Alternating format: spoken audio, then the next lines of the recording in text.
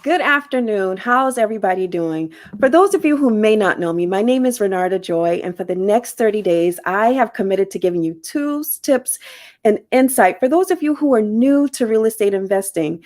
Now, you've heard me say this. My mission is to shrink the intergenerational wealth gap through real estate investing, and I have been using this platform to sound the alarm. Now, for those of you who are just tuning in, we are on day 17. If you've missed any of our conversations, I invite you to go back, listen, and if you have any value, if you've gotten any value, or if you have any questions, please feel free to leave it in the comments. Now, before I get started, you guys know I want to know who's here, where you're from, and what value have you gotten so far in our conversations. Today's conversation is debatable. It's about fees. Hey, Michelle from Miami. It's about fees. So, like I say, it's very debatable. For me personally, let me start off. I give my tenants a grace period, right? I give them 3 days, because a lot of my tenants, they do live paycheck to paycheck. And I have been a tenant before, so I understand what that feels like. And I want to extend compassion and understanding. And so I do have that. And so by the fourth day, I should have my rent. Now, what I do when I set up my properties, when I'm purchasing it and I have a mortgage, I set it up that my mortgage is due mid-month. This way I can go through my entire rent collection process where I have to reconcile, making sure everything is there. But what has changed for me is I no longer have to go check a mailbox or wait for the mail. All of my tenants are set up on a portal. So it's automatic. I don't have to worry about it getting lost or my tenants telling me they did something that they didn't, or maybe they're just being honest and it's gotten lost in the mail. I don't have to worry about that. So that's what I do. I have a 3-day grace period. Now, the other thing, late fees. That's what's really up for debate. Hey, Roslyn, I see you here too from New York City. Late fees are up for debate. A lot of landlords, depending on who you speak with, they're like, well, if my tenant can't pay rent, why am I going to have a late fee? Well, when you have a late fee, it encourages on-time payments. People don't like to hear that they're going to get more payments on top of the payment that they're, what they're scheduled to pay you. So I do have a late fee. Remember, this is a business. It's not a hobby. And you have to take it and treat it as such. I can't call the mortgage company to say, hey, Rosalind or Michelle, they didn't pay me rent this week or this month, so I can't pay you. It doesn't work like that. That's why I tell my clients rather, expect the unexpected, right? Have some reserves set aside. People are human. Things are going to happen, but you have to be prepared. So yes, make sure you have some reserves set aside. What can you charge for a late fee? Well, the standard is 5%, but you need to check with your city and your state rather, because every state is different, which is why you're going to hear me. I keep encouraging you, do not use those online leases. They're not state specific, nor are they specific to you and your needs. And it's important to have a lease that's going to have all that information in it, because the lease, let that be your voice. It's not a matter of you going back and forth. Look, this is what's in black and white. This is what you agreed to. These were the terms.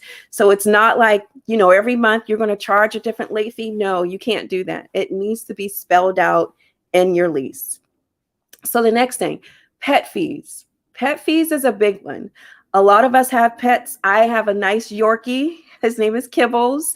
He's about 7 pounds, but there's some dogs that are on the no-no list with your insurance company. So you need to check with your insurance company to figure out which pet is on the no-no list, right? I typically like to stay under 10 pounds, depending on the size of the apartment, right? Because that's a lot of wear and tear. Some animals need more space than others. And what I had my attorney to put in my lease is you're not allowed to breed on the property. I had an incident where somebody was breeding dogs, and you can imagine the wear and tear that was inside the property. And this unit actually had access to the backyard. So it was a lot. And it's important to make sure that you have this language in the lease and get a pet deposit.